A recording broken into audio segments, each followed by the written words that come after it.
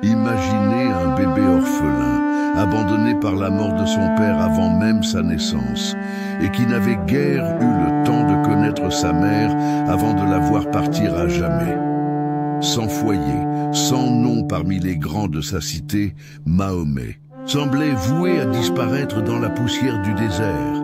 Mais contre toute attente, ce garçon, ignoré du monde, fut choisi pour changer le destin de l'humanité. Ce que beaucoup connaissent de lui n'est que la surface.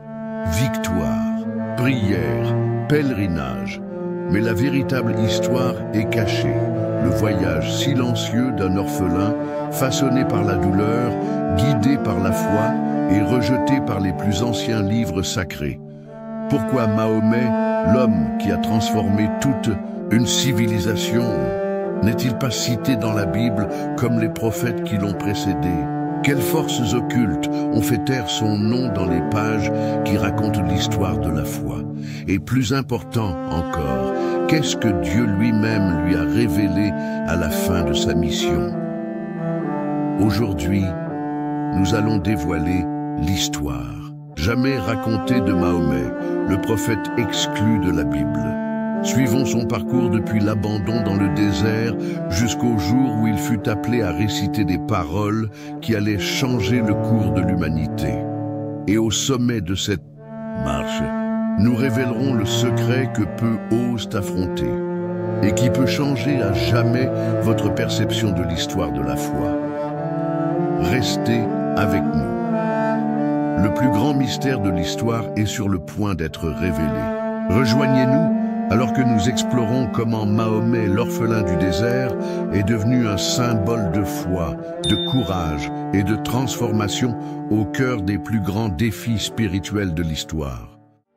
La Mecque, en 570 après Jésus-Christ, une cité bouillonnante de commerce, d'idolâtrie et de rivalité tribale. Le soleil frappait sans pitié les dunes dorées de la péninsule arabique.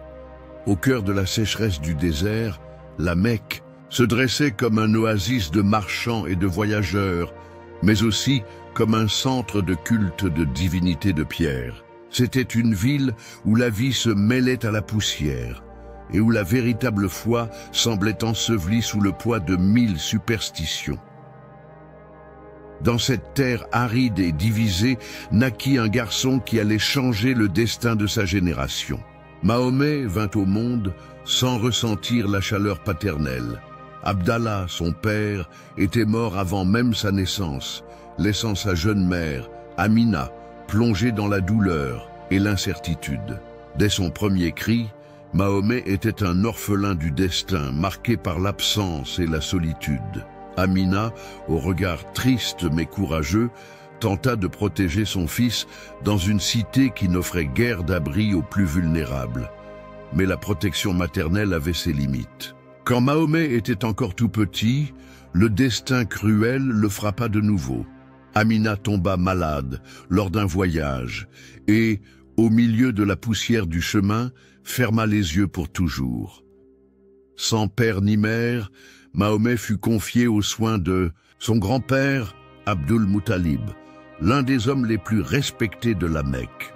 Abdul, déjà vieux, voyait dans le garçon une étincelle particulière. Il lui tenait la main avec une force protectrice, comme pour éloigner les tempêtes invisibles qui menaçaient cet orphelin.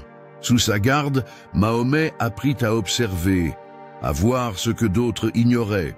Pourtant, le temps est implacable et finit par arracher même ce qui reste. Abdul Muttalib, pilier vieillissant du jeune garçon, mourut alors que Mahomet n'était encore qu'un enfant. Une fois de plus, ce dernier se retrouva livré au vent de la survie, confié à la garde de son oncle Abu Talib, un marchand voyageur habitué aux dangers des routes désertiques. Abu Talib aimait Mahomet comme son propre fils, mais la vie à ses côtés était rude. Mahomet apprit tôt que le monde était fait d'adieux et que le cœur des hommes était plus dur que la pierre de la Kaaba. Il grandit parmi les voix des marchands cupides et les chants aux idoles de pierre, mais son regard cherchait autre chose, quelque chose qu'il n'arrivait pas encore à définir. Dans une ville où l'enfance se modelait sur l'ambition ou la peur, Mahomet grandissait en silence, portant dans sa poitrine un vide que ni les caravanes, ni les pièces, ni les fêtes tribales ne pouvaient combler. Un feu silencieux brûlait dans ses yeux, une agitation intérieure qui murmurait « Tu n'es pas fait pour n'être qu'un de plus ». L'histoire de sa famille résonnait comme un écho de perte et de renoncement. Un père absent, une mère enterrée loin de sa terre natale, un grand-père fauché par la vieillesse, un oncle luttant contre la misère pour le nourrir. Chaque lien censé le soutenir avait été brutalement arraché, ne laissant que le vent froid du désert bercer ses rêves d'enfant. Ainsi naissait Mahomet, parmi les décombres d'une lignée marquée par la douleur, à l'ombre d'une ville qui adorait des pierres et oubliait de lever les yeux vers le ciel. Aucun grand destin inscrit dans les annales des hommes ne lui était promis, mais au-dessus de son berceau vide, planait un souffle silencieux, une promesse cachée que même le désert ne pouvait étouffer. L'histoire jamais racontée de Mahomet, le prophète exclu de la Bible, commençait ici.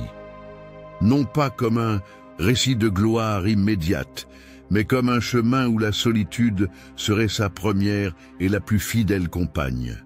Mais la solitude qui enveloppait son berceau n'était que le prélude à une longue route d'épreuves. Les rues de la Mecque bouillonnaient sous la chaleur implacable. Des tissus colorés flottaient dans les marchés, des parfums émanaient des tentes, et les pièces tintaient comme autant de cloches adorant le pouvoir et l'or. Pour beaucoup, la Mecque était le centre du monde.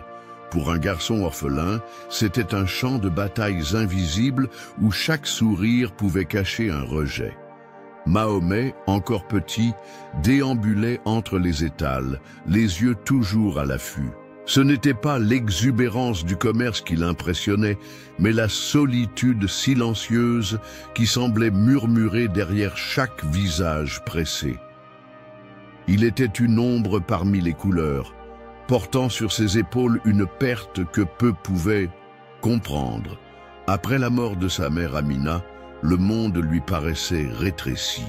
Chaque pas résonnait creux, chaque coucher de soleil apportait un nouveau sentiment d'abandon.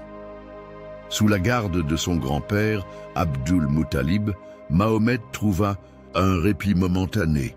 Le vieux chef, usé par les ans, voyait en l'orphelin quelque chose qu'il ne savait expliquer. Le regard de l'enfant portait des questions que même les anciens n'osaient poser. Abdul Muttalib tenait fermement la main de Mahomet. Il le conduisait autour de la Kaaba, lui montrait les traditions ancestrales, contait des récits de rois et de prophètes oubliés dans les sables du temps. Mais même dans ces instants de tendresse, Mahomet sentait un manque, comme si la chaleur qu'il cherchait ne se trouvait ni sous les tentes, ni derrière les murs dorés. Conscient de sa propre fragilité, le grand-père essayait de transmettre au garçon les ultimes vestiges d'une sagesse presque perdue. La nuit, sous le vaste manteau étoilé du désert, il lui parlait de la responsabilité d'écouter l'appel de l'âme, de la nécessité de garder le cœur ferme lorsque tous les vents soufflent contre vous. Il y a quelque chose de plus grand que nous, Mahomet, murmurait Abdul d'une voix rauque. Quelque chose que ni le sable ne peut effacer, ni le temps ensevelir. Ces mots s'inscrivaient comme un feu dans la mémoire de l'enfant. Mais le désert est impitoyable. Avec les faibles, alors que Mahomet commençait à peine à comprendre le monde, il perdit de nouveau son protecteur. Abdul Muttalib succomba à la mort, comme la dernière lueur qui s'éteint dans la tempête. Mahomet contempla l'enterrement avec des yeux secs, non par absence de sentiment, mais parce que la douleur était une vieille compagne, lasse de pleurer. C'est alors que son oncle, Abu Talib, le prit sous son aile. Homme au caractère fort mais aux moyens modestes, il parcourait le désert pour négocier épices, peaux et parfums. Abu Talib n'avait pas de richesse matérielle, mais offrit à Mahomet quelque chose de plus précieux, la dignité. Sous Sa protection, le garçon n'était pas un fardeau, mais un membre de la famille. Les voyages à travers le désert devinrent la vie quotidienne du jeune Mahomet. Le sable brûlait ses pieds, le soleil son cadran, mais ses yeux restaient attentifs, observant la dureté des marchands, la fausseté des hommes, la futilité de ceux qui couraient après l'éclat éphémère. Entre chaque transaction et chaque silence nocturne, quelque chose grandissait en lui, une soif profonde, non pas de richesse, mais de sens. Nombreuses étaient les nuits où Mahomet s'allongeait sous le ciel ouvert, scrutant les étoiles. Il se demandait en silence s'il existait quelque chose au-delà de la poussière et de la cupidité, s'il y avait une vérité ensevelie sous les 1000 voix confuses de la Mecque. Il sentait que sa vie ne suivrait pas celle des autres. Une agitation l'appelait, lointaine, comme l'écho d'un orage, très au-delà de l'horizon. Son enfance ne fut pas faite de jeux ou de tendres caresses. Elle se forgea dans la perte, le rejet et la lutte pour survivre parmi ceux qui offraient peu ou rien aux faibles. Chaque coup du destin, chaque deuil, chaque absence creusait un trou plus profond dans son cœur. Et dans le vide de ce trou naissait une force silencieuse, indestructible. Tandis que d'autres garçons cherchèrent la renommée auprès de leur clan, Mahomet cherchait le sens de l'invisible. Tandis que d'autres élevaient des tentes de vanité, lui plantaient ses pieds sur la terre sèche de la réalité, sachant qu'il ne pouvait compter sur aucune promesse humaine. À chaque nouvelle perte, une voix semblait susurrer « Tu as été séparé pour quelque chose de plus grand. Tiens bon !» Mais l'étendue des épreuves qu'il allait devoir endurer restait à venir. La chaleur de la Mecque se répandait dans les ruelles comme une vague vivante, faisant vibrer l'air au-dessus des tentes du marché. C'était l'odeur des épices, du cuir et de la poussière mêlée au brouhaha incessant des négociations. Pour la plupart, c'était la bande-son de la richesse. Pour un orphelin, c'était un champ de batailles invisibles où chaque sourire pouvait dissimuler un refus.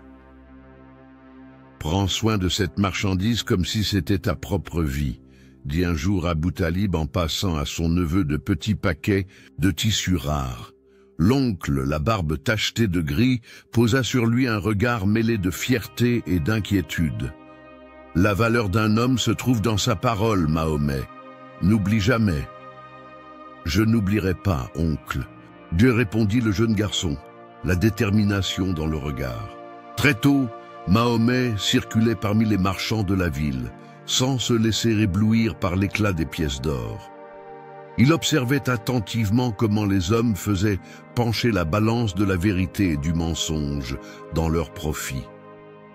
Il voyait, sans mot dire, comment l'or corrompait même les plus chaleureux des sourires. Un matin, alors qu'il négociait un lot de dattes, un commerçant astucieux essaya de le duper. « Ce lot est le meilleur de la ville, jeune Al-Amin », s'exclama l'homme, les mains grasses de paraffine. « 20 pièces et c'est à toi. » Mahomet examina les fruits. Certains étaient flétris, cachés sous les plus frais. « Si c'est le meilleur de la ville, » répliqua-t-il en relevant les yeux, « pourquoi le caches-tu sous des mensonges? Le marché se tut, les marchands s'échangèrent des regards. Humilié, le commerçant s'excusa et baissa son prix. Abou Talib, qui avait assisté à la scène de loin, sourit discrètement. Plus tard, seuls tous deux, il confia. « Tu as appris vite, l'honnêteté coûte cher à la Mecque. Prépare-toi à régler la facture. » Mahomet acquiesça. Au plus profond de son âme, il sentait qu'il préférait être blessé par la vérité que réconforté par le mensonge. Mais ce qui troublait davantage Mahomet n'était pas les tromperies commerciales, mais le spectacle autour de la Kaaba, des centaines d'idoles de pierre, chacune représentant un dieu différent, recevant sacrifices, prières et vœux. Un soir, après une longue journée de travail, Mahomet et son oncle s'installèrent devant un petit feu en dehors des murailles de la ville. « Pourquoi tant de dieux ?» demanda Mahomet en levant les yeux vers le ciel étoilé. « Parce que l'homme craint ce qu'il ne comprend pas », souffla Abou Talib en expirant la fumée de son breuvage chaud. « Et, dans la peur, il crée des dieux qu'il peut toucher. » Mahomet baissa la tête, pensif. « Et s'il n'y en avec un seul ?»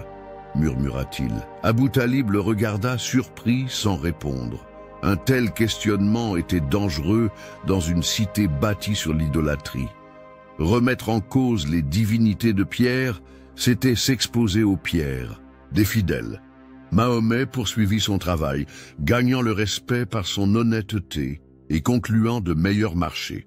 Pourtant, en lui, l'inconfort grandissait. Ce n'était ni la puissance ni la richesse qui l'animait, mais une soif que rien parmi les denrées et les gains ne pouvait étancher. Un après-midi particulièrement éreintant, après une négociation difficile, Mahomet confia à son oncle « Je vois des hommes prier, sacrifier, jeûner, mais ils restent vides. Comment est-ce possible? Les dieux qu'ils adorent ne répondent jamais. Seul le silence leur parvient. » Abou Talib, pensif, lâcha d'une voix grave. « Peut-être que le silence est la réponse que nous méritons. » Mais Mahomet ne se résignait pas. Intuitivement, il savait. Si un créateur véritable existait, on ne le trouverait pas parmi des pierres taillées ni des promesses creuses. Souvent la nuit, il se rendait seul sur les collines entourant la Mecque.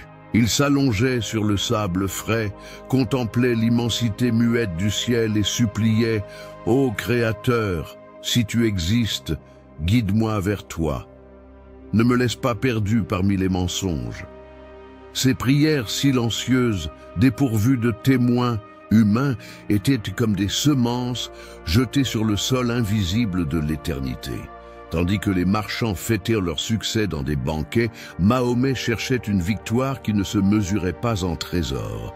Tandis que les tribus érigeaient statues et autels, lui bâtissaient un sanctuaire secret, un autel de questions et d'espérance.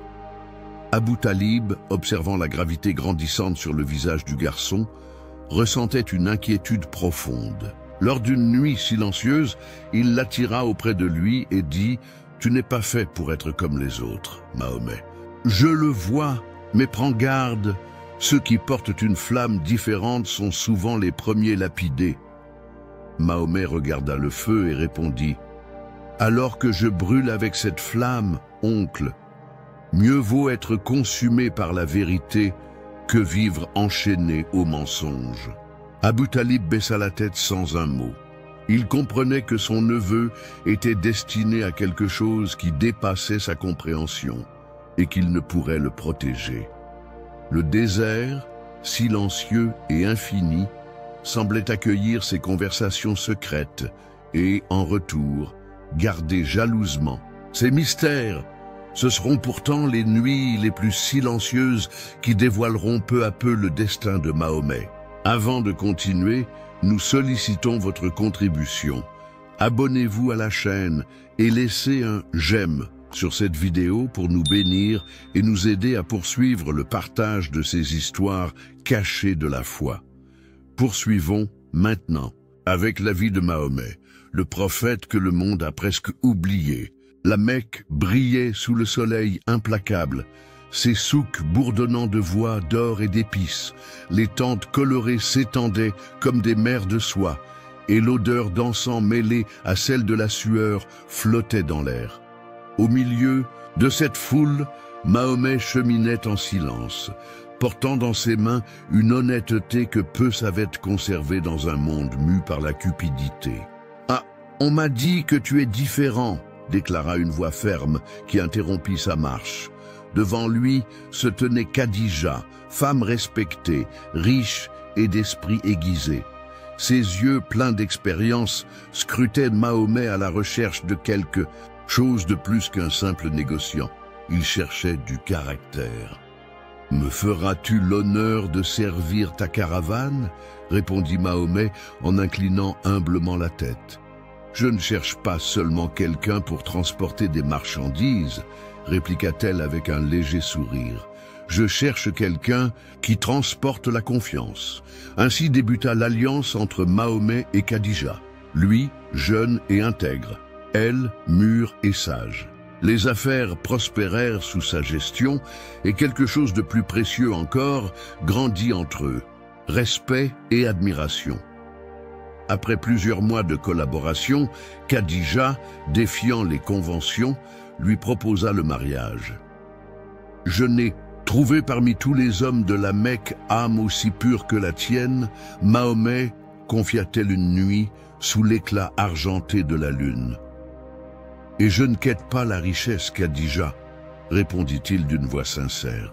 Je cherche un foyer où mon cœur puisse enfin se reposer. » Ils se marièrent et l'union offrit à Mahomet stabilité, confort et affection comme il n'en avait jamais connu. Pour la première fois, l'orphelin découvrait un véritable foyer. Abu Talib, désormais vieillissant, observait en silence, le cœur rempli de fierté. « Tu as bâti quelque chose de plus précieux que tentes et caravanes, » lui dit l'oncle. « Tu as bâti le respect. » Mahomet lui rendit un sourire, mais à l'intérieur, une agitation grandissait comme une flamme impossible à étouffer. Il aimait Khadija et respectait la paix qu'elle lui apportait. Il appréciait le succès gagné par son travail honnête. Pourtant, même au cœur de cette abondance, il se sentait tel un voyageur perdu dans le désert. Sa soif demeurait. « Pourquoi mon cœur continue-t-il de réclamer alors que je suis entouré de tout ce que j'ai demandé à Dieu ?» se demandait-il, couché aux côtés de Khadija pendant les nuits silencieuses. Elle percevait l'inquiétude dans son regard. « Qu'est-ce qui te tourmente, mon bien-aimé » demanda-t-elle un soir, caressant son visage avec douceur. « Je l'ignore, » murmura Mahomet en sondant le ciel étoilé. « C'est comme si quelque chose de plus grand m'appelait, mais restait encore trop loin pour que je le comprenne. » Les paroles de Khadija furent aussi apaisantes que la brise nocturne. « Alors cherche-le, où qu'il soit, quoi qu'il soit, je serai là, à tes côtés. » Mais la quête n'était pas aisée. Les autels de la ville continuaient de s'élever pour des divinités silencieuses, tandis que le cœur de Mahomet criait après une vérité invisible et éternelle.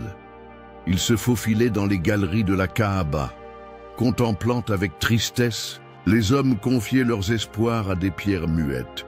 Comment peuvent-ils croire que ces mains qui ont sculpté ces images régissent le ciel ? Se demandait-il en silence. Chaque rite vide, chaque sacrifice aveugle semblait jeter des braises sur son âme déjà en combustion.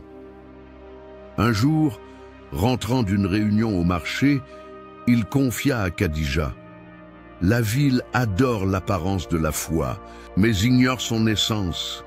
Tout ce que je vois, ce sont des hommes prosternés devant ce qu'ils ont eux-mêmes créé. » Khadija le serra dans ses bras. Dans son silence, elle exprima plus de compréhension que 1000 paroles. La soif intérieure devint insupportable. Parfois, Mahomet se réveillait en sursaut, le cœur affolé, comme s'il avait entendu son nom chuchoté par le vent. « Ô Créateur, où es-tu » murmurait-il au ciel obscur. « Montre-moi le chemin, sinon le désert de mon âme me consumera. » La cité, avec ses richesses et ses sanctuaires, ne lui offrait plus de paix. Ni l'amour, ni le succès, ni la stabilité ne pouvaient étouffer l'appel ardent qui brûlait en lui. Et c'est cette soif qui bientôt le pousserait au-delà des murs familiers de la Mecque. Les rues de la Mecque sommeillaient sous la pénombre. Mais Mahomet, lui, restait éveillé. Quelque chose en lui le poussait à s'éloigner, à franchir les murailles connues, vers un lieu où la cité ne pourrait entendre ses questions muettes. C'était comme si le désert lui-même lui lançait une invitation tracée avant la création du monde. Pendant plusieurs jours, il s'éloigna des étals, des pièces et des visages familiers pour trouver refuge sur les flancs du mont Hira, ce rocher solitaire qui semblait chuchoter des promesses au vent. Là, au sommet, entre les pierres froides et le silence absolu, Mahomet cherchait des réponses qu'il n'arrivait même pas à formuler. « Ô Créateur !» murmurait-il, les yeux tournés vers le ciel obscurci, « je sais que tu existes. Mais où es-tu » Les nuits sur le mont Hira étaient d'une autre nature. Pas d'odeur d'épices, pas de tintement de pièces, seulement le murmure du vent et le battement de son propre cœur résonnant entre les rochers. Dans ce silence, il se dépouillait des illusions de la Mecque. Dans ce silence, il se sentait petit face à l'immensité de l'invisible. Khadija, compréhensive, ne le retenait pas. Lorsqu'il partait chercher la solitude, elle se contentait de dire « Va, mon amour, trouve ce que ton esprit désire, je t'attendrai ». Une nuit où le silence semblait aussi dense que l'air lui-même, Mahomet, agenouillé parmi les rochers, perçut une présence différente. Ce n'était ni le vent ni l'obscurité, c'était quelque chose ou quelqu'un. Un frisson lui parcourut l'échine, hérissant ses poils. Soudain, une voix fendit la nuit, comme une lame invisible. « Récite !» Mahomet écarquilla les yeux, terrifié. Il regarda autour de lui. Personne, juste le désert et les étoiles. « Récite !» ordonna la voix, plus forte, plus proche. « Je ne sais pas réciter !» s'écria-t-il, le corps tremblant. Il voulut fuir, mais ses jambes flanchèrent. La présence l'enveloppait comme un manteau invisible, envahissant l'air, sa peau, son sang, tout son être. « Récite !» réitéra la voix pour la troisième fois. Alors, sans comprendre, Mahomet sentit des mots naître dans son esprit, des mots qui ne lui semblaient pas d'origine humaine, jaillissant de son cœur comme un flot irrépressible. « Récite !» Au nom de ton Seigneur qui a créé, il a créé l'homme d'une adhérence. Récite, car ton Seigneur est le très noble. Les paroles vibrèrent en lui, secouant chaque fibre de son être. C'était comme si l'univers lui-même parlait et que son âme, si petite, avait enfin trouvé ce qu'elle cherchait. Mahomet tomba à genoux, les larmes se mêlant à la poussière du sol. Sa poitrine haletait comme après 1000 lieues parcourues. La présence recula, mais laissa en lui une marque indélébile. Tremblant, il se releva et redescendit en hâte le mont Hira, trébuchant parmi les pierres et les ombres, tel un homme ayant aperçu l'impossible. De retour chez lui, Khadija accourut. « Mahomet, que t'est-il arrivé? Tu es pâle comme la mort. » Il s'effondra dans ses bras, la voix brisée. Quelque chose d'extraordinaire m'a visité, Khadija. On m'a ordonné de réciter. Et les mots, ils ont jailli de moi comme sortis d'un océan que je n'avais jamais connu. Khadija, le cœur serré, le serra contre elle. « Ne crains rien », murmura-t-elle d'une voix tremblante. « Le Dieu véritable ne te ferait point de mal. Tu es honnête, fidèle, juste. Quoi qu'il en soit, c'est pour un dessein plus grand. » Cette nuit-là, Mahomet reposa dans les bras de Khadija, mais le sommeil ne vint pas. La voix du mont Hira résonnait, encore dans son esprit, tel un lointain tonnerre éternel. « Récite, récite !» Et pour la première fois, Mahomet sut que sa vie ne lui appartenait plus. Il avait été appelé pour quelque chose que ni la paix de Khadija, ni la protection d'Abu Talib ne pouvaient préserver. Dans les jours suivants, le souvenir de cette nuit consumait Mahomet. Chaque mot récité brûlait dans sa poitrine comme un feu sacré. Il comprit qu'il portait désormais un fardeau invisible et que ce fardeau ne serait pas léger. « Khadija, dit-il un matin, les yeux illuminés d'un nouveau feu, j'ai reçu un message. Mais comment les hommes accepteront-ils ce qu'ils ne savent pas avoir perdu ?» Elle posa sa main sur sa joue et répondit « Tu as été choisi, Mahomet. Et la vérité trouve toujours son chemin, même si elle doit ouvrir des sentiers dans le cœur des hommes. Mahomet ressentait le poids de sa mission avant même d'en saisir l'étendue. Il savait que ce qu'il avait reçu n'était pas fait, et pour rester dans le silence. Mais il savait aussi que porter une nouvelle vérité dans une cité si ancienne dans ses traditions serait comme semer dans une terre durcie par le temps. Dans la solitude des matins, il priait « Seigneur, donne-moi la force de ne pas reculer. Donne-moi le courage de porter ce que tu as placé entre mes mains. » La réponse ne venait pas en paroles audibles, mais par une paix solide, remplissant son esprit de certitude. Pourtant, le plus grand défi ne faisait que commencer, car celui qui avait été appelé à réciter devrait maintenant parler, et ceux qui entendraient sa voix apporteraient avec eux non seulement acceptation, mais aussi haine, trahison et guerre. La rencontre sur le mont Hira avait transformé Mahomet à jamais. Mais la réception de ce message n'était que le début du véritable conflit. Le soleil de la Mecque frappait avec une cruauté nouvelle, mais c'était un feu différent qui commençait à enflammer les cœurs. Pour la première fois depuis des siècles, une voix solitaire osait briser le consensus de pierre et d'or qui régissait la cité. Cette voix était celle de Mahomet. Après les révélations du mont Hira, il comprit qu'il ne pourrait plus se cacher. L'appel « Récite » n'était pas seulement pour lui, c'était un appel à quiconque oserait entendre le véritable souffle du vent, et non le vide des idoles muettes. « Allah est unique, il n'y en a point d'autre », proclama-t-il un matin au cœur du marché fourmillant. Le choc fut tel une tempête parmi l'assistance. Certains rirent, d'autres froncèrent des sourcils, d'autres encore le dévisagèrent avec mépris. Les mots étaient simples, mais leur impact heurta les esprits tel un caillou lancé dans un lac immobile. Abu Talib, vigilant, tira Mahomet sur le côté. « Tu as raison, mon neveu. Mais es-tu prêt pour ce qui t'attend ?»« Je ne puis plus taire ce que j'ai reçu, » répondit Mahomet, d'une fermeté qu'il ne se connaissait pas. Ce n'est pas un trésor que l'on enterre. Au début, et peu le suivirent. Sa fidèle épouse Khadija fut la première à croire. Ensuite vinrent son jeune cousin Ali et le loyal Abou Bakr. Ils formèrent le premier cercle de la foi, petit comme une flamme vacillante au cœur d'un ouragan.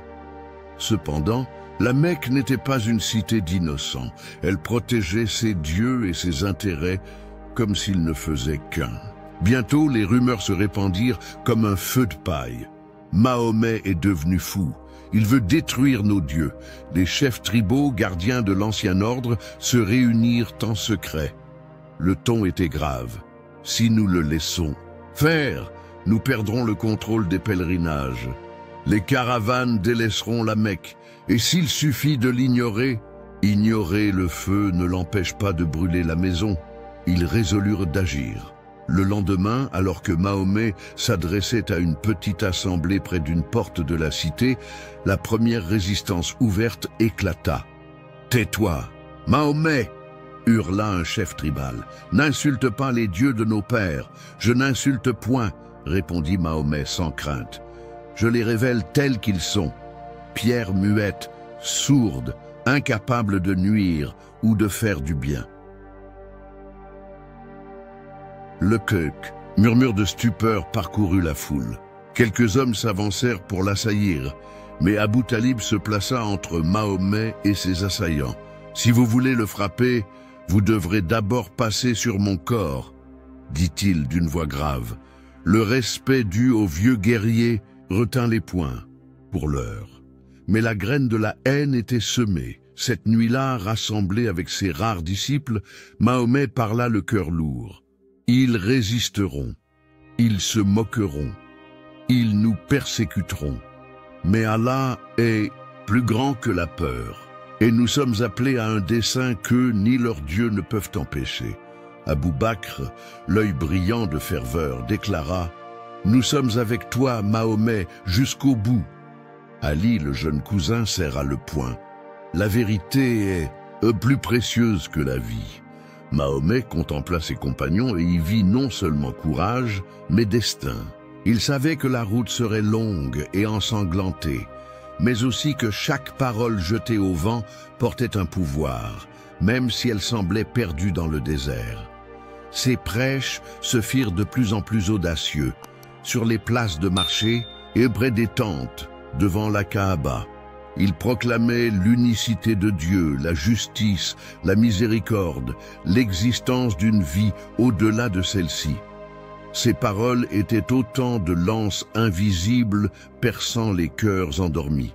Certains écoutaient en silence, d'autres ricanaient. « Tu n'es qu'un homme contre toute la Mecque, Mahomet », raillait un marchand. « Je ne suis qu'un homme », répondit-il sereinement, « mais avec Allah, je suis une nation. » Les menaces se muèrent en action.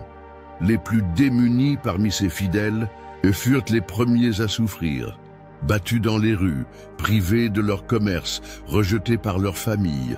Bilal, un esclave converti, fut traîné par les rues et fouetté sous le soleil, tandis que ses bourreaux se moquaient « Renie ton Dieu, Bilal !» Mais Bilal, le corps en sang, répétait inlassablement « Unique, unique !» Mahomet assistait à ces scènes, sentant le poids de la souffrance serrer sa poitrine. Chaque coup, chaque outrage, chaque larme était un clou enfoncé dans sa propre chair. Dans le silence de la nuit, agenouillé dans le sable du désert, il implorait « Seigneur, fortifie-nous, n'abandonne pas ton peuple ». Le désert ne répondait que par son froid et son silence.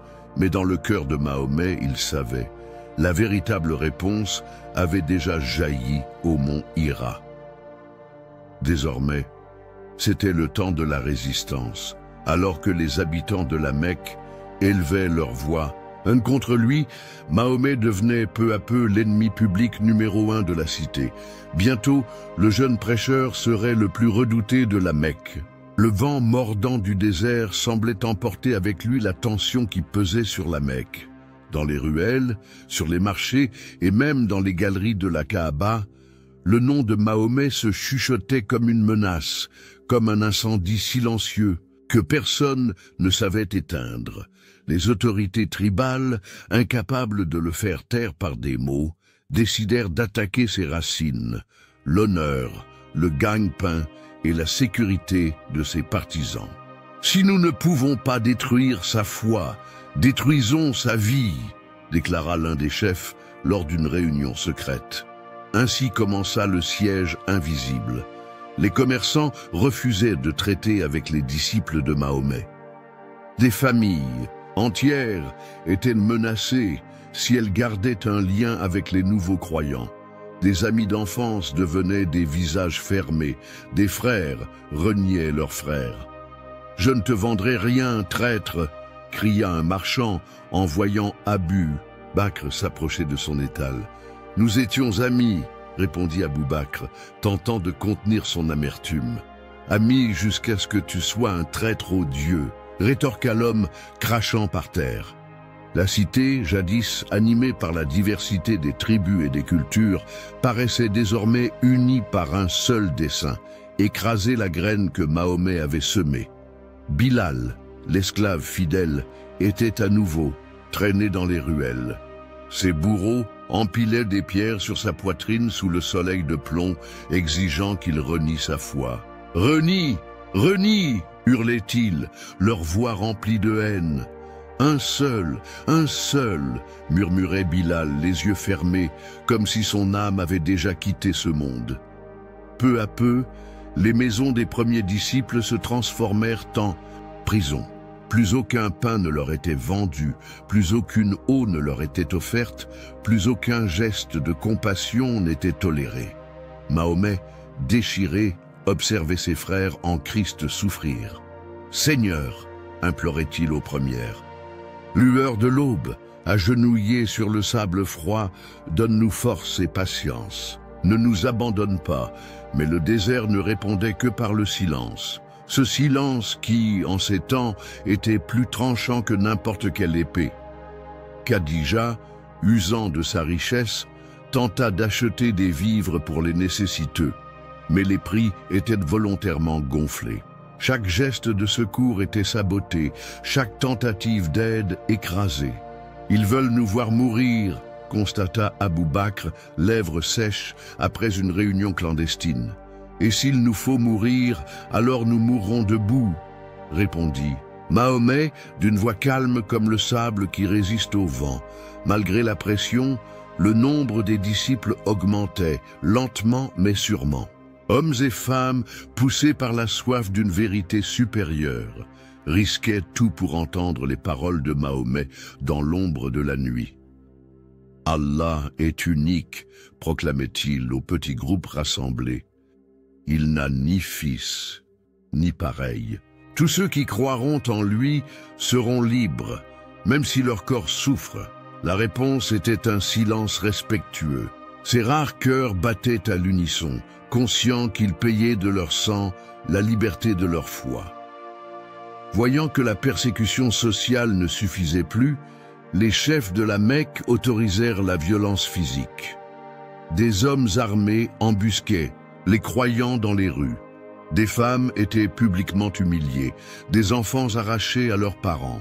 Soumaïa, l'une des premières femmes à embrasser la foi, devint la première martyre. Liée entre deux poteaux, elle fut torturée devant la foule. Lorsque l'on lui offrit la vie en échange de son reniement, elle ne murmura qu'un mot, « Mon Seigneur est Allah ». Elle tomba sous les coups, laissant son nom gravé non seulement dans la mémoire des hommes, mais aussi dans les cieux. Mahomet apprit sa mort le cœur brisé, mais il ne recula pas. Chaque goutte de sang sera une graine, dit-il à ceux qui restaient. À chaque attaque, à chaque trahison, leur foi se renforçait. Non parce qu'ils cherchaient la souffrance, mais parce que la vérité qu'ils portaient était plus forte que la douleur. Abu Talib, toujours influent malgré son grand âge, tenta une dernière fois de protéger Mahomet en implorant les chefs tribaux. Il ne cherche pas la guerre, il demande seulement la liberté de croire. Laissez-le en paix. Ils refusèrent. Tant qu'il y aura un seul homme croyant en Allah, il n'y aura pas de paix à la Mecque. Désormais, les disciples de Mahomet se réunissaient en secret, dans des grottes voisines, des vallées cachées, au cœur de la nuit. Ils chantaient à voix basse les premiers versets révélés, comme on allume de petites bougies dans l'obscurité. Récite, ô Mahomet, au nom de ton Seigneur. Murmurait-il, chaque mot une déclaration de résistance. Le désert, jadis simple témoin, gardait désormais chaque prière comme une perle précieuse, hors de portée des regards humains. Les chaînes invisibles du rejet serraient le jeûne, mouvement, mais le soudaient aussi plus solidement que tout autre lien. Chaque larme versée, chaque épreuve acceptée, chaque perte offerte était un hommage silencieux au Dieu invisible, plus réel que le vaste désert qui les entourait. Le prix de la véritable foi ne ferait que s'élever chaque jour un peu plus. Le soleil de la Mecque ne faisait pas grâce. Il tombait sur la cité comme un juge impitoyable, brûlant la peau et asséchant les yeux. Mais en ces temps, ce n'était pas la chaleur qui pesait le plus dans l'air, c'était la haine. Le jus, nom de Mahomet, résonnait désormais dans les ruelles et les souks comme une menace vivante. Un son d'espoir pour certains, un appel à la désordre pour d'autres. Les chefs tribaux, craignant pour le contrôle de leur peuple et de leurs idoles, intensifièrent la persécution. Ignorer et boycotter ne suffisait plus, il fallait éradiquer la foi par le sang.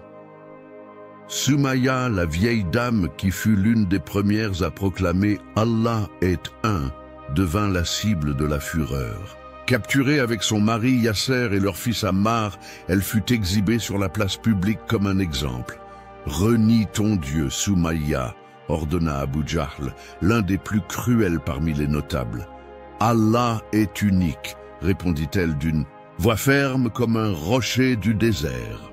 Les coups de fouet lacérèrent son corps maigre, mais elle tint bon. « Renie !» criait-il à nouveau, tandis que la foule, certains haineux, d'autres terrifiés, regardaient. « Mon Seigneur est Allah !» répéta-t-elle. Le coup final fut mortel. Soumaïa tomba, le sang se mêlant à la poussière. Elle devint la première martyre de l'islam, la première fleur à éclore dans le sol aride de la persécution. Mahomet apprit la nouvelle, le cœur écrasé. Il rassembla ses disciples en secret dans une grotte proche. « Soumaïa a triomphé », dit-il, les yeux embués. Elle est partie auprès du Seigneur avant qu'il ne puisse lui arracher la foi. Yasser ne tarda pas à suivre le même chemin. Torturé à mort, son dernier souffle fut aussi un chant d'adoration. Allah est un. La douleur balayait la petite communauté comme un ouragan, mais la renforçait aussi. Chaque martyr était une graine semée dans le désert des cœurs endurcis. Ammar survécut, mais porta pour toujours les stigmates de la perte et de l'humiliation. Libéré après des jours de torture, il se jeta dans les bras de Mahomet en sanglotant. « Maître, j'ai cédé. J'ai dit ce qu'il voulait entendre pour sauver ma vie. » Mahomet le serra tendrement et dit « Ce qui compte, c'est ce que tu portes dans ton cœur, Ammar. Allah voit l'intérieur de l'homme. Devant lui, tu es pur. » Le pardon restera l'esprit du jeune homme, mais sa âme garda des cicatrices indélébiles. Partout à la Mecque, les disciples étaient traqués comme du gibier. Qui le pouvait cachait sa foi. Qui ne le pouvait pas, eux payaient le prix. « Abjurez votre folie ou périssez !» hurlaient les oppresseurs sur les places. Pourtant, beaucoup préféraient mourir que renier. Un après-midi, Abou Bakr, tentant d'intercéder pour la vie d'un esclave croyant, fut tabassé presque à mort. Ramené chez lui couvert de plaies, il sourit à travers la douleur. Chaque coup valait la peine. Par amour pour l'unique, les regards se tournaient vers Mahomet, plein de questions muettes. Il enseignait d'une voix calme. Le chemin de la vérité est étroit et semé d'épines, mais au bout se trouve un jardin qui ne fane jamais. Les nuits prenaient une teinte encore plus sombre.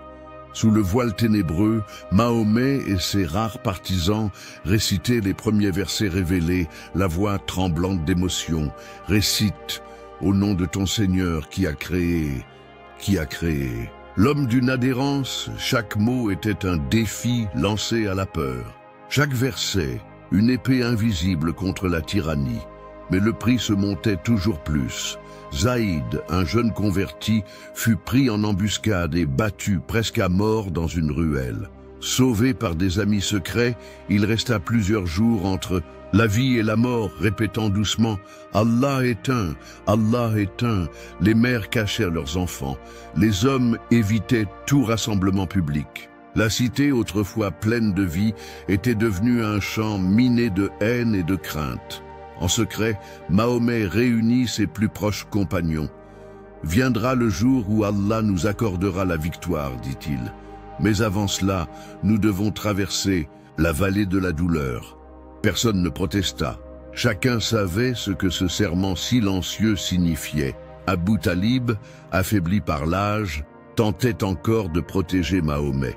Mais même son influence cédait devant la pression des chefs tribaux. « Je ne pourrai te protéger toujours, Mahomet, » prévint-il une nuit.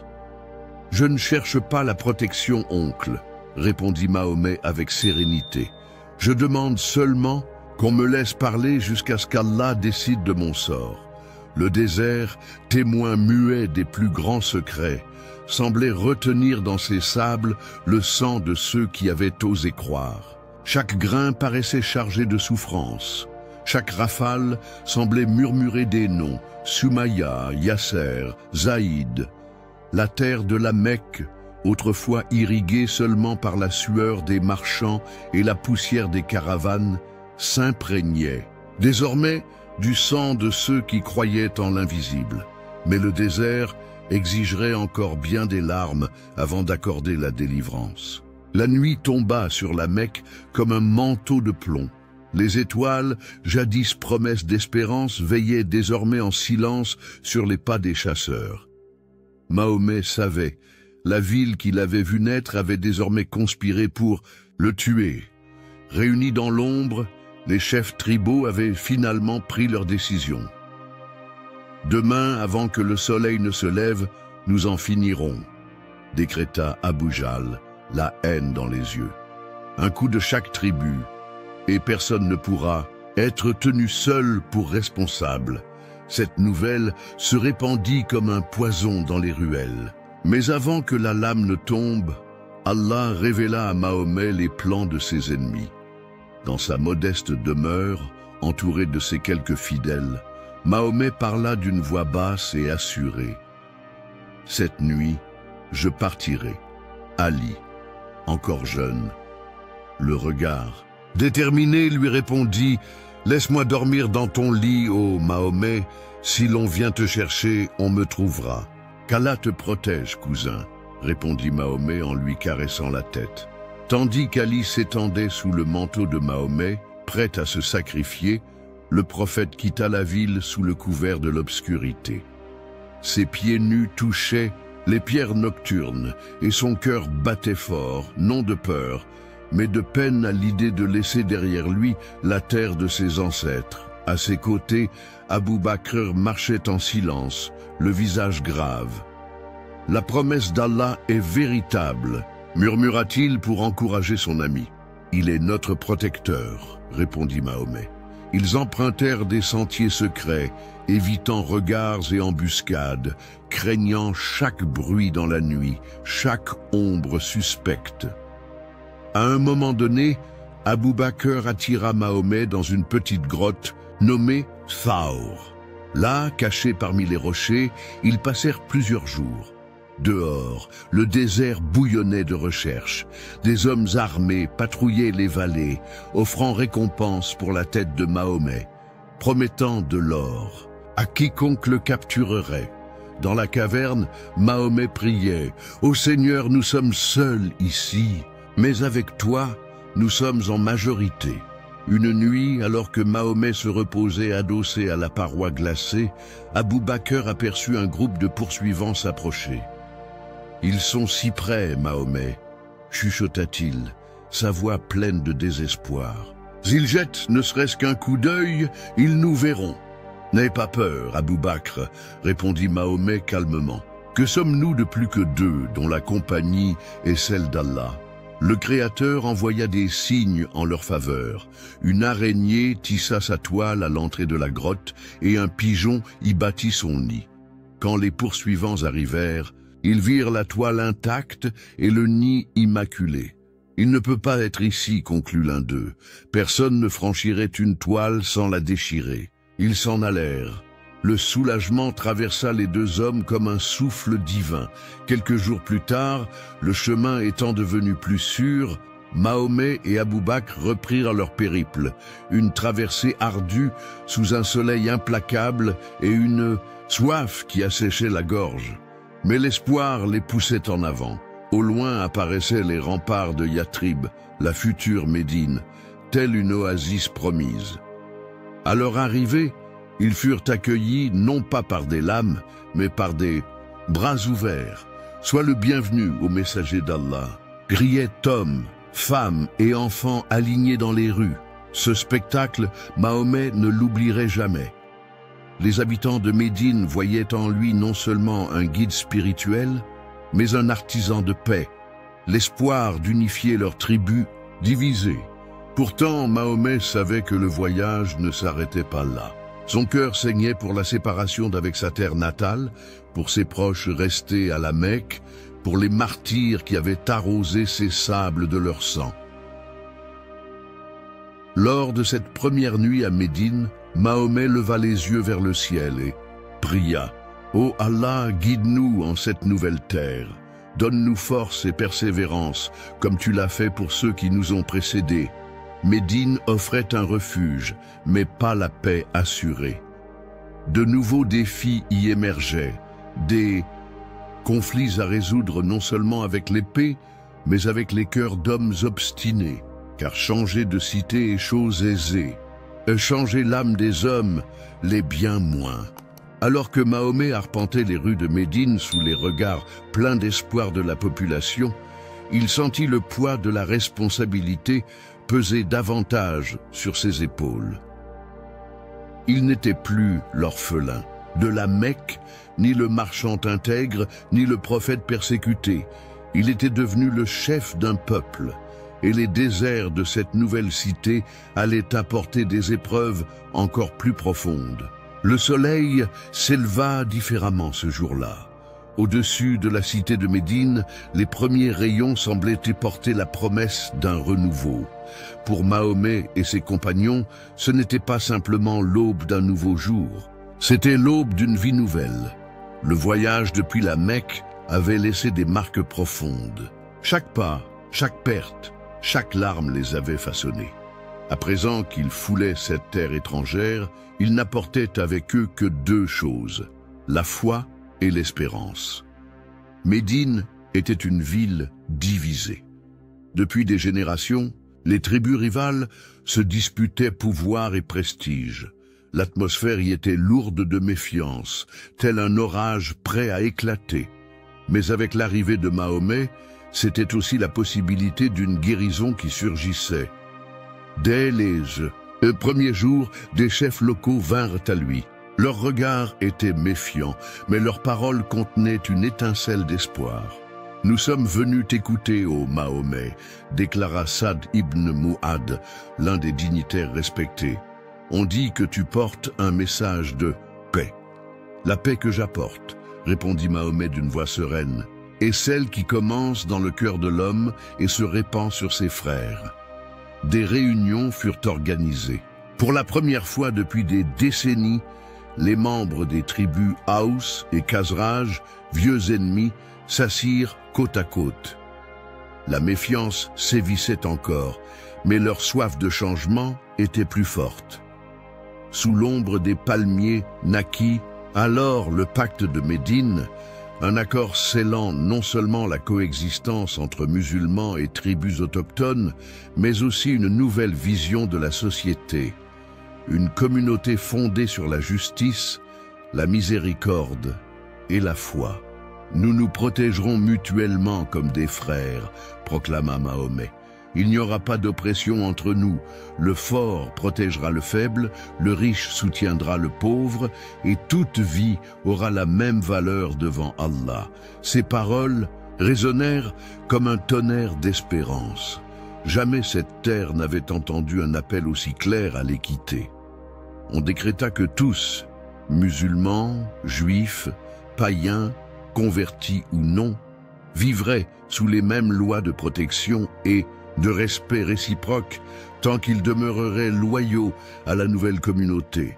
« Celui qui nous trahit se trahit lui-même », avertit Mahomet, « et celui qui protège sera protégé par le Très-Haut. » Les disciples, encore meurtris par la persécution de la Mecque, trouvèrent en Médine un sol où leur foi pouvait enfin fleurir. Pour la première fois en des années, ils pouvaient prier à haute voix sans crainte, se rassembler à la lumière du jour sans être menacés par les chaînes. La petite communauté croissait chaque matin. Pauvres, affranchis, guerriers honorables, tous se retrouvaient pour entendre Mahomet enseigner les préceptes qui lui étaient révélés, pour apprendre l'histoire d'Allah, la miséricorde et la vie éternelle. « Vous n'êtes supérieur ni par votre visage ni par votre tribu, disait-il à un groupe d'hommes et de femmes. Vous ne l'êtes que par votre piété devant Dieu. » Les paroles de Mahomet façonnaient les cœurs comme le vent façonne les dunes. Peu à peu, la cité s'éveillait à une nouvelle âme. Abou Bakr, observant les enfants jouer librement dans les rues, commenta « C'est comme planter un jardin dans le désert, ô Mahomet. » « Et ce jardin, Abou Bakr, répondit le prophète en souriant, couvrira un jour toute la terre. » Mais la tranquillité n'était pas totale. Derrière les remparts de Médine, certains feignaient d'accepter le nouvel ordre tout en complotant dans l'ombre. Abdullah ibn Ubay, un chef local privé de son influence par Mahomet, rongeait son frein d'envie. « Il nous a pris ce qui était à nous », marmonnait-il entre ses dents. Un étranger de la Mecque commande désormais ce « qui devrait être mien ». Et hors de Médine, la Mecque n'avait pas oublié. Furieux de la fuite de Mahomet et de ses partisans, les chefs Kouraïchites jurèrent vengeance. « Et il bâtit un nouveau foyer, dit Abou Jahl avec venin, mais nous lui préparerons une tombe. » Ils envoyèrent des espions, alimentèrent des rumeurs, ourdirent des alliances avec les tribus voisines. La guerre n'était plus une menace lointaine, mais une ombre grandissante, silencieuse et menaçante. Pendant ce temps, Mahomet préparait ses disciples, non pas pour une guerre de conquête, mais pour une lutte pour la survie de la foi. « Allah nous a donné ce sol, dit-il lors d'une réunion avec ses compagnons, mais le défendre exigera courage et patience. Ils levèrent les mains vers le ciel. Nous sommes à toi, ô Allah. Fais de nous les instruments de ta volonté. Médine, leur nouvelle demeure, vibrait d'espoir, mais tremblait aussi sous le poids des dangers invisibles qui s'approchaient, et dans le silence de la nuit, tandis que la cité dormait, et que le vent soufflait sur les dunes lointaines, Mahomet priait « Seigneur, affermis nos cœurs pour ce qui vient, car la guerre spirituelle était loin d'être achevée. » Le désert semblait retenir son souffle, comme s'il savait que du sang allait bientôt souiller ses sables. La tension entre la Mecque et Médine s'était muée en guerre ouverte, et le nom de Mahomet n'était plus seulement murmuré avec haine, il devenait l'étendard d'un espoir terrifiant. Les caravanes mécoises étaient vitales pour l'économie de la ville. Pour protéger sa nouvelle communauté, Mahomet résolut de les intercepter, affaiblissant ainsi ses ennemis. « Ils nous ont chassés de notre terre », déclara Mahomet à ses partisans rassemblés sous la lune. « Maintenant, ils veulent nous anéantir. Défendons-nous avec foi et courage. » Ce n'était pas un appel au pillage, mais une lutte pour la survie, une lutte pour l'existence. Lorsque la rumeur d'une riche caravane se dirigeant vers Médine parvint à leurs oreilles, Mahomet mit sur pied une petite armée de 300 hommes, beaucoup sans armure et peu dotés d'épées dignes de ce nom. La veille du conflit, Abou Bakr s'approcha de lui. « Nous sommes si peu, ô messager d'Allah. »« Mais Allah est avec nous, » répondit Mahomet, ses yeux brillants de détermination. Du côté mécois, les chefs rassemblèrent 1000 guerriers, cavaliers lourds et fiers, armés pour écraser les rebelles de Médine. La confrontation eut lieu dans une vallée sablonneuse nommée Badr. À la vue de la supériorité numérique ennemie, certains frémirent. « Si nous sommes vaincus ici, plus personne ne parlera d'Allah en ces terres », murmura l'un d'eux. Mahomet leva les mains vers le ciel et pria avec ferveur. « Ô Seigneur, si ce petit groupe est anéanti, il ne restera personne pour te prier sur cette terre. » Alors que les sabots et les pas résonnaient, la bataille s'engagea dans un tumulte de sable et de sang. Les épées s'entrechoquaient, les lances fendèrent l'air, les cris éclatèrent à travers les dunes. Pourtant, un prodige se produisit. Malgré leur infériorité numérique, les croyants combattirent avec une force presque surnaturelle, comme soutenus par une main invisible. « Allahu Akbar » criaient-ils, leurs yeux enflammés par la foi. À la fin du jour, contre toute attente, ce furent les musulmans qui l'emportèrent. Plusieurs chefs mécois tombèrent, leurs armures lourdes, impuissantes, face à la légèreté de la foi. La victoire de Badr fut pour la communauté de Médine l'aube d'un nouveau soleil. Ils n'étaient plus de simples réfugiés persécutés, mais une force redoutée et respectée. Cependant, la joie fut de courte durée. Humiliés, les Mécois jurèrent vengeance. Un an plus tard, ils levèrent une armée bien plus nombreuse, déterminée à effacer le nom de Mahomet de la surface de la terre. Le nouvel affrontement eut lieu à l'ombre du mont Uhud, une colline rocailleuse au nord de Médine. Avant la bataille, Mahomet réunit ses hommes. Combattez mais obéissez aux consignes. Qu'il s'agisse de victoire ou de défaite, ne quittez pas vos positions. Le combat débuta avec fureur. Les musulmans remportèrent d'abord l'avantage. Les Mécois reculaient, désorganisés. Mais la tentation fut trop grande. Un contingent d'archers désobéit aux ordres et quitta sa position pour ramasser le butin des ennemis en déroute. Ce fut leur erreur fatale. Khalid ibn al-Walid, sonnant la contre-attaque, frappa par-dessus les flancs laissés ouverts, transformant la victoire imminente en déroute sanglante. Mahomet lui-même fut blessé, ses dents brisées, son visage entaillé. La rumeur de sa mort se répandit dans le tumulte, semant la panique. Le messager est mort, criaient certains, abandonnant leurs armes. Mais Mahomet, ensanglanté, se redressa parmi les cadavres et lança « Je suis vivant, venez à moi !» Sa voix, empreinte de douleur et de courage, rallia ses partisans. Ils formèrent un cercle autour de lui et tinrent bon jusqu'à la fin du combat. Le prix fut terrible. Nombreux furent les meilleurs de Médine à rester gisant dans le sable, leurs regards tournés vers un ciel qu'ils ne reverraient plus. Cette nuit-là, tandis qu'ils inhumaient les leurs, Mahomet leva les yeux et pria « Seigneur, pardonne nos manquements, fortifie-nous dans notre faiblesse et ne permets pas que cette défaite nous éloigne de toi. » La bataille d'Uhud fut une plaie profonde, une leçon douloureuse. La foi n'est pas un triomphe hurlé, mais une marche entre les épines. Les fidèles apprirent que l'obéissance est aussi vitale que le courage.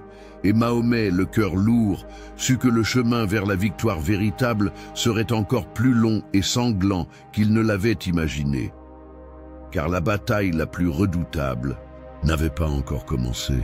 Le vent soufflait fort sur Médine, soulevant des nuées de poussière qui piquaient les yeux et râpaient la peau. Mais ce n'était pas le vent le plus douloureux. C'était le poison invisible qui commençait à circuler parmi ceux que Mahomet croyait pouvoir confier. Après les batailles de Badr et d'Uhud, la tension à Médine s'épaissit. Des tribus jadis dévouées vacillaient. Sourires fins, regards fuyants, réunions secrètes, tout montrait que la trahison germait, telle une mauvaise herbe parmi les palmiers de la cité. Pouvons-nous leur faire confiance aux messagers ? Demanda Abou Bakr après avoir entendu des rumeurs alarmantes.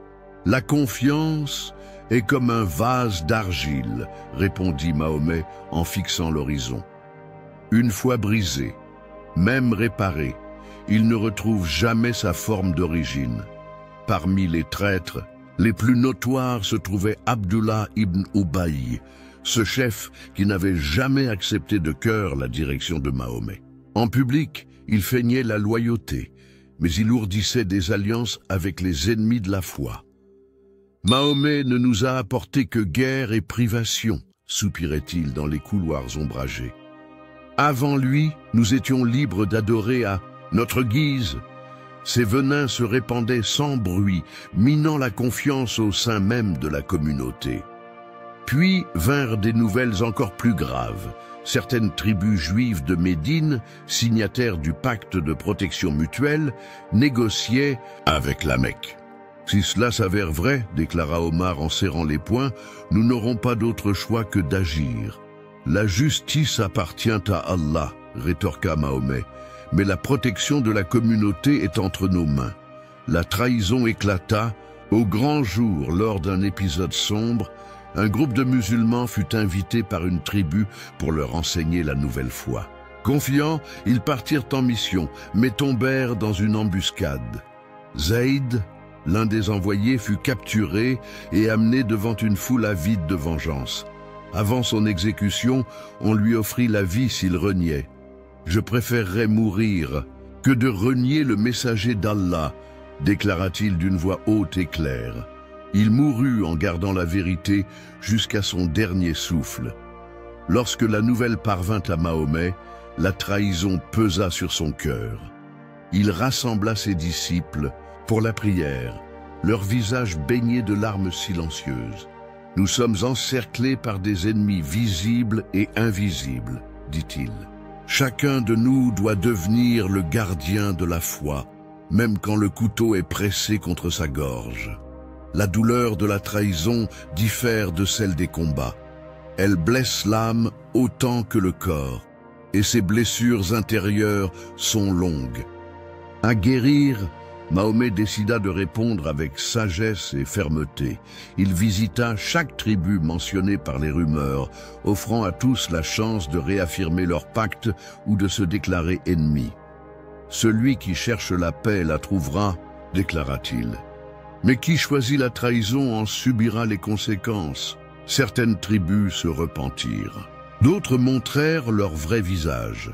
Un épisode particulièrement douloureux fut la trahison des Banu Quraïza. Au moment où Médine risquait une invasion, ils rompirent le pacte et conspirèrent pour livrer la ville à la Mecque. Ils ont déchiré le parchemin qu'ils avaient signé de leurs propres mains, gémit Saad ibn Mu'ad, l'un des chefs de Médine. Mahomet savait que la confiance était comme du verre brisé. Le cœur lourd, mais conscient de son devoir, il mena la riposte contre la trahison.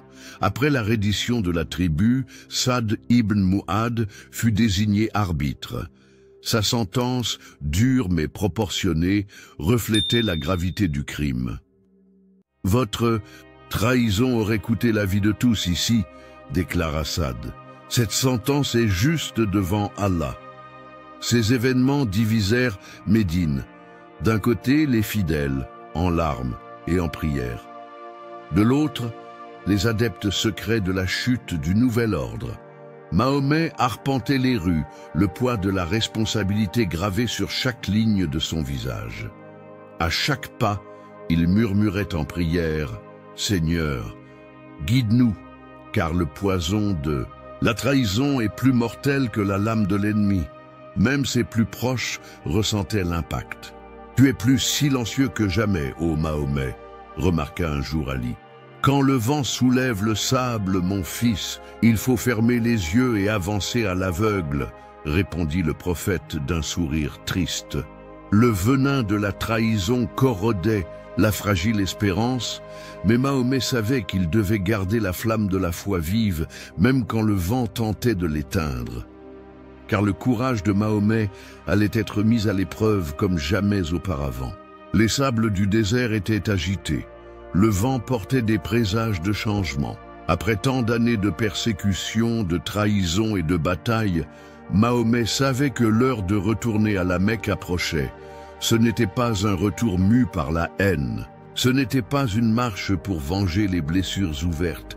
C'était quelque chose de plus grand, une marche guidée par la compassion. La ville qui nous a chassés, qui nous a persécutés, qui a fait couler le sang de nos frères, sera la même ville qui verra le visage de la miséricorde d'Allah, déclara Mahomet, réuni avec ses plus proches compagnons. Abou Bakr le contempla, le regard chargé de souvenirs. « Et s'ils résistent, ô messager, alors nous combattrons, » répondit Mahomet sans hésiter. « Mais s'ils se rendent, nous montrerons qu'Allah est plus généreux que l'épée. » Le plan fut minutieux. Aucun civil ne devait être touché, aucun temple profané, aucune maison violée. La guerre ne serait livrée qu'à ceux qui levaient des armes. Qu'il soit bien clair, instruisit-il ses commandants, aujourd'hui n'est pas un jour de vanité, mais un jour d'humilité devant la promesse accomplie. 10 000 hommes furent rassemblés, d'anciens esclaves, persécutés et humiliés, marchant désormais aux côtés de nobles guerriers et de chefs tribaux convertis à la foi. Le chemin jusqu'à la Mecque se fit dans un silence révérencieux. Chaque pas sur le sable portait la mémoire, les larmes de Bilal, le sang de Soumaya, les pertes à Uhud, les nuits de faim et de peur à Médine. À l'approche des collines qui entourent la ville, Mahomet ordonna « Allumez des feux dans toute la vallée, qu'ils voient que nous sommes nombreux, mais qu'ils sentent que nous ne venons pas en conquérant. » Les lumières tremblotèrent comme une mer d'étoiles sur la terre. La Mecque, au loin, frissonna. Derrière les murs, la panique gagna les cœurs. Les chefs qui jadis juraient d'écraser Mahomet chuchotaient avec effroi. « Que ferons-nous » demanda l'un d'eux, pâle. « S'il décide de se venger, aucun de nous n'échappera » ajouta un autre, les yeux écarquillés. Certains envisagèrent de fuir, d'autres de résister. Mais la majorité sentit que le destin était déjà scellé. Cette nuit-là, Abou Soufiane, l'un des notables de la Mecque et ancien ennemi de Mahomet, fut capturé alors qu'il espionnait le camp musulman. On le conduisit devant le prophète. « Que dis-tu, ô Abou Soufiane » demanda Mahomet d'une voix calme comme le sable sous la lune. « Je témoigne qu'il n'y a point de Dieu en dehors d'Allah » répondit Abou Soufiane, se rendant non par contrainte, mais par la vérité qu'il ne pouvait plus nier. Mahomet plongea son regard dans celui du vieux chef et déclara « Quiconque se réfugie dans la maison d'Abou Soufiane sera en sécurité. Quiconque s'enferme chez lui sera en sécurité. Quiconque se place sous l'abri de la Kaaba sera en sécurité. » C'était l'annonce de la miséricorde avant même la victoire. À l'aube, Mahomet monta son chameau et s'avança vers la Mecque, la tête baissée en signe d'humilité. Ce n'était pas l'entrée triomphale d'un roi assoiffé de gloire, mais la marche silencieuse d'un serviteur d'Allah accomplissant son destin. Les portes de la Mecque s'ouvrirent sans résistance. Hommes et femmes sortirent de leur demeure, guettant derrière les rideaux, tremblants, préparés au pire, mais le pire ne vint pas. Mahomet se dirigea vers la Kaaba. De ses propres mains, il renversa les idoles qui entouraient le sanctuaire. Une à une, elles tombèrent tandis qu'il répétait « La vérité est venue et la fausseté a disparu ». Les images de pierre, jadis si vénérées, gisaient brisées sur le sol, impuissantes. Rassemblant la population dans la cour de la Kaaba, Mahomet gravit un emplacement surélevé pour être vu de tous et d'une voix ferme déclara « Ô peuple de la Mecque, que pensez-vous que je vous ferai ?» Un silence lourd tomba. Beaucoup s'attendaient à l'annonce d'une sentence de mort. Alors Mahomet dit « Je vous dis ce que Joseph dit à ses frères. Aujourd'hui, il n'y aura pas de reproche contre vous. Qu'Allah vous pardonne. Il est le plus miséricordieux et miséricordieux. » Un soupir collectif parcourut la foule. Certains pleurèrent, d'autres s'agenouillèrent. Jamais ils n'auraient imaginé qu'après tant de haine, jaillirait une telle miséricorde. Abou Bakr, ému, s'approcha. « Ô messager d'Allah, aujourd'hui tu écris une nouvelle page de l'histoire. »« Ce n'est pas moi, » répondit Mahomet avec humilité. « C'est Allah. » Et ainsi, sans effusion de sang, ni humiliation, ni vengeance, la Mecque se soumit à la nouvelle foi. Pourtant, dans le cœur de Mahomet subsistait la prescience que la mission ne s'achevait pas là. Le silence qui régnait sur la Mecque n'était que l'entracte d'un acte inattendu. Le soleil se leva sur la Mecque comme jamais auparavant. Les montagnes environnantes, habituées à observer en silence l'adoration aveugle des pierres, étaient désormais témoins de quelque chose qui allait changer l'histoire à jamais. Mahomet entra dans la ville monté sur son chameau, la tête baissée en signe d'humilité. Autour de lui, une armée silencieuse l'accompagnait. Il n'y avait ni cri de conquête, ni chant de victoire. Seulement le bruit des pas fermes sur le sable et le murmure du vent. Les rues, autrefois animées par les couleurs des marchés et les incantations aux idoles, demeuraient muettes. Hommes et femmes guettèrent derrière leurs volets, préparés au pire, mais ne trouvant dans le regard de celui qu'ils avaient juré de détruire que de la compassion. Arrivé devant la Kaaba, Mahomet descendit calmement. Il contempla le sanctuaire jadis entouré de 360 idoles et sentit son âme frissonner. « La vérité est venue, murmura-t-il, les yeux embués, et la fausseté a disparu, compléta Ali à ses côtés. Alors, de ses propres mains, Mahomet entreprit de purifier le lieu. Une à une, les statues furent abattues. Leurs formes grotesques, jadis redoutées et vénérées, s'effondraient comme de la poussière face à la présence du Dieu unique. Allahu Akbar, Allahu Akbar, s'élevèrent les acclamations des croyants, emplissant la place d'une vie nouvelle. Chaque statue brisée était une chaîne rompue, chaque fragment de pierre tombé au sol une libération invisible. La ville, abasourdie dans son silence, se retrouvait confrontée à une vérité qu'elle avait longtemps tenté d'étouffer. Mahomet, debout devant la Kaaba purifiée, déclara « Il n'est d'autre Dieu qu'Allah. Il a accompli sa promesse. Il a affermi son serviteur. Lui seul a terrassé nos ennemis. » Les cœurs vibrèrent. Beaucoup s'agenouillèrent, vaincus non par l'épée, mais par la miséricorde et la majesté de la foi qui brillait désormais sur l'ancienne cité. Il lança alors son appel. « Ô peuple de la Mecque, Allah ordonne qu'on l'adore. Lui seul, il n'y aura plus d'intermédiaire entre l'homme et le Créateur. » Le silence de la Mecque se brisa sous le son de la première prière unie, résonnant entre les montagnes et les vallées. C'était comme si le désert lui-même, témoin des siècles d'idolâtrie et d'erreur, poussait un soupir de soulagement. Bilal, l'ancien esclave fouetté dans les rues de la Mecque, fut appelé au sommet de la Kaaba. Là, sa voix tremblante entonna le premier Adam, l'appel à la prière. « Allahu Akbar, Allahu Akbar » Les mots transpercèrent l'air, traversant les générations d'obscurité. Certains versèrent des larmes, d'autres, honteux, détournèrent le regard. Mais tous sentaient que l'ère des pierres muettes était révolue. Abu Sufyan, jadis, partant en guerre contre Mahomet, assista silencieux, le cœur serré. « Jamais je n'ai vu pareille chose », murmura-t-il à son compagnon. Jamais un conquérant n'a pardonné sans humilier. Les jours suivants, Mahomet organisa la vie de la cité. Il institua les prières régulières, abolit les anciens us injustes et initia un nouveau cycle d'espérance.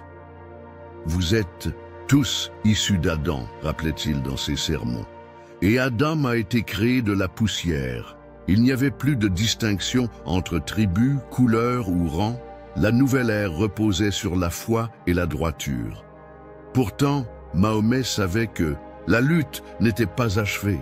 Le véritable combat, celui qui se livrait au plus profond des cœurs, ne faisait que commencer. Le plus difficile, disait-il à ses disciples, n'est pas de conquérir des terres, mais de conquérir des âmes. Médine et la Mecque, deux cités sœurs, étaient désormais unies sous la lumière de la révélation. Mais la foi, encore jeune, devait affronter des épreuves plus grandes, la lutte contre l'orgueil, contre l'ego, contre les vieux fantômes du passé. Seul, dans le silence de la nuit, devant la Kaaba purifiée, Mahomet se mit à genoux et pria. « Seigneur, tu as accompli ta promesse. Ne nous laisse pas nous égarer maintenant que tu nous as libérés. » Les sables, silencieux, semblèrent murmurer une vieille réponse, venue des jours où le premier homme marcha sur la terre. La lutte pour le bien ne s'achève jamais. La cité de la Mecque s'était tue, mais l'histoire cachait encore un mystère que peu osèrent affronter. Les années passèrent, comme le vent sur les dunes. L'orphelin de la Mecque, le persécuté, le réfugié, le prophète méconnu, était devenu le guide d'une foi qui se propageait telle une flamme inextinguible à travers la péninsule arabique. Médine s'épanouissait. Tribus jadis ennemies marchaient désormais côte à côte sous la bannière d'Allah.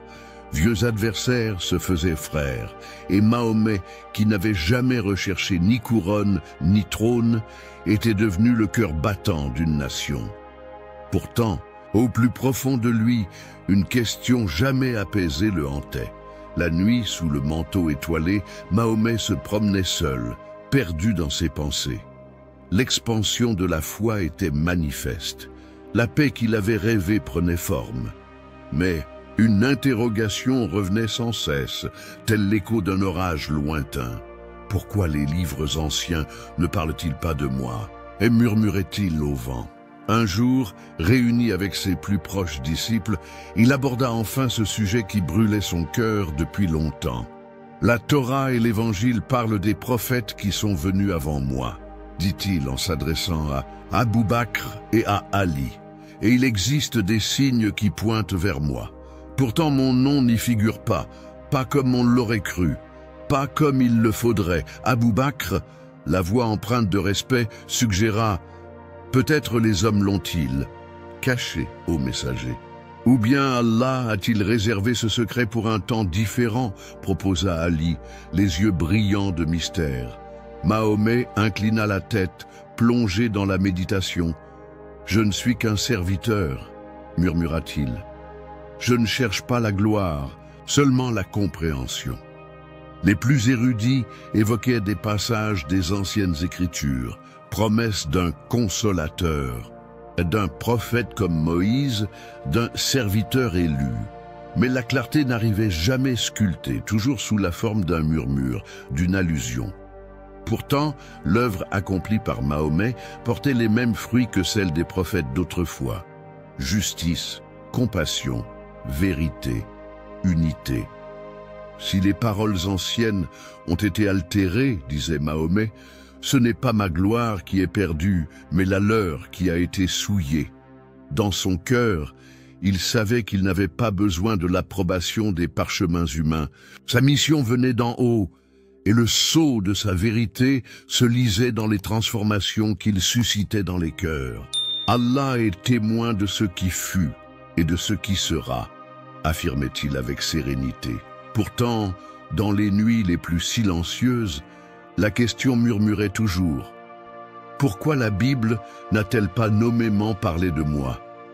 La réponse mûrissait dans le secret du temps d'Allah.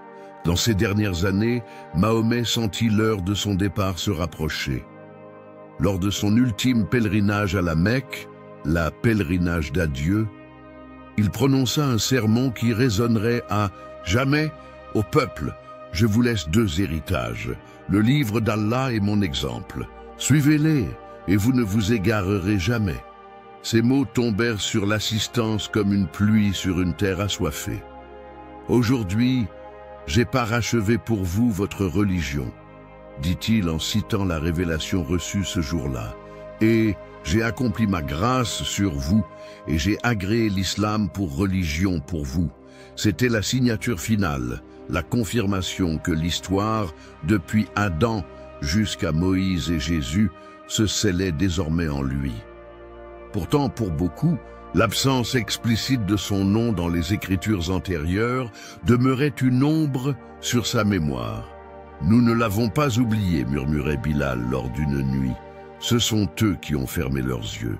Dans ces derniers jours, affaibli par la fièvre, Mahomet rassembla ses forces pour parler à ses compagnons. « Ne m'exaltez pas, comme les chrétiens exaltaient le fils de Marie, » avertit-il. « Je ne suis qu'un serviteur, un messager. » Ali, agenouillé à son chevet, serra sa main. « Tu es le chaînon qui manquait, ô Mahomet, » murmura-t-il, les larmes coulant sur ses joues. Le prophète lui rendit un faible sourire. Sa mission était accomplie, son cœur en paix.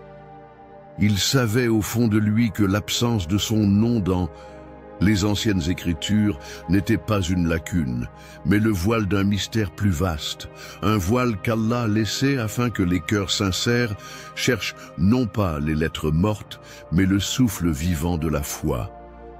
Car la vérité ne se limite ni à des papyrus ni à des pierres, la vérité est vivante.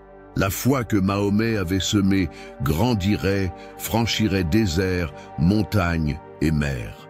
Son nom serait prononcé des milliards de fois à travers le monde, son exemple suivi par d'innombrables générations. Pourtant, la question, chuchotée dans les nuits silencieuses, résonnait toujours.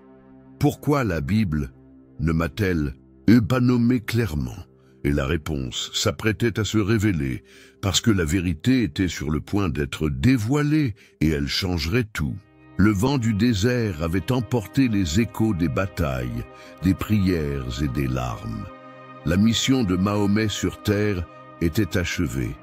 Son nom, jadis insignifiant, résonnait désormais parmi les peuples, traversant les générations. Pourtant, une question planait encore sur le temps et les sables. Pourquoi la Bible, le livre sacré qui avait précédé sa venue, n'a-t-elle jamais reconnu Mahomet comme prophète? La réponse n'était pas perdue. Elle avait déjà été écrite des siècles plus tôt, dans les pages mêmes des Écritures. Dans l'épître aux Galates, l'apôtre Paul lançait un avertissement solennel. Mais, même si nous-mêmes, ou un ange du ciel, vous annoncez un autre évangile que celui que nous vous avons prêché, qu'il soit anathème. Galates 1, 8. Et Paul insistait, je le répète, si quelqu'un vous prêche un autre évangile que celui que vous avez reçu, qu'il soit anathème. Galates 1, 9. Ces paroles n'étaient pas lancées au hasard. Elles constituaient une muraille infranchissable autour de la révélation du Christ. Après lui, aucun nouveau message, aucun autre évangile ne pourrait être accepté comme vérité divine. Il ne suffisait pas d'être sincère, de rassembler des foules ou d'enseigner de bonnes œuvres. La fidélité de Dieu était scellée dans sa parole, et tout autre chemin, même empreint de courage, de souffrance et de compassion, était considéré comme un écart. L'apôtre Jean, quelques années plus tard, avertit lui aussi. « Bien-aimés, ne croyez pas tout esprit, mais éprouvez les esprits pour savoir s'ils viennent de Dieu, car plusieurs faux prophètes sont venus dans le monde. » 1 Jean 4, 1. Et il ajouta, « Voici comment reconnaître l'Esprit de Dieu. Tout esprit qui confesse que Jésus-Christ est venu en chair est de Dieu. Et tout esprit qui ne confesse pas que Jésus-Christ est venu en chair n'est pas de Dieu, mais c'est celui de l'Antichrist. » 1 Jean 4, 2, 3. Ainsi, l'absence du nom de Mahomet dans les Écritures n'était ni une omission, ni un oubli, mais un silence délibéré, un avertissement anticipé, le témoignage de la fidélité éternelle de Dieu à sa révélation unique et définitive, l'Évangile du Christ. Moïse, Élie, Isaïe, Jean-Baptiste avaient tous annoncé la venue d'un seul Sauveur, Jésus-Christ. Aucun d'eux n'avait parlé d'un autre médiateur, d'un autre messager après la croix. Mahomet, malgré son leadership admirable, son courage face au rejet et son désir sincère de guider un peuple, ne pouvait être reconnu par les Écritures comme un véritable prophète de Dieu, car Dieu, dans sa sagesse, avait scellé l'histoire de la rédemption en la personne de son Fils, et nul, absolument nul, ne pouvait en altérer le dessein. Dans le silence de la Bible résonnait une réponse assourdissante. La révélation était complète, la parole était accomplie. Au terme de sa vie, Mahomet vit des peuples se tourner et vers l'appel qu'il proclamait. Mais la Bible, ce livre qui demeure lampe pour nos pieds et lumière sur notre chemin, Psaume 119, 105, n'avait jamais déplacé son témoignage. La fidélité de Dieu ne vacille ni devant les foules, ni devant les conquêtes humaines. Il demeure immuable. Sa parole ne se contredit pas. Sa promesse ne se révoque pas. Ainsi, tout en reconnaissant la grandeur humaine de Mahomet, la Bible reste fidèle à son avertissement. Il n'y aura pas d'autre évangile, pas d'autre médiateur, pas d'autre chemin que le Christ. Telle est la vérité qui s'élève au-dessus des sables du temps. Et le silence de la Bible à l'égard de Mahomet n'était pas un accident. C'était le témoignage de la fidélité éternelle de Dieu à sa parole immuable. Si vous avez apprécié cette histoire, 2 autres vidéos sur des personnages bibliques et extraordinaires apparaîtront bientôt sur votre écran. Cliquez pour les regarder et plongez encore plus profondément dans ces parcours de foi et de dépassement de soi. Et bien sûr, n'oubliez pas de vous abonner à la chaîne et de laisser un j'aime. Que Dieu soit avec vous.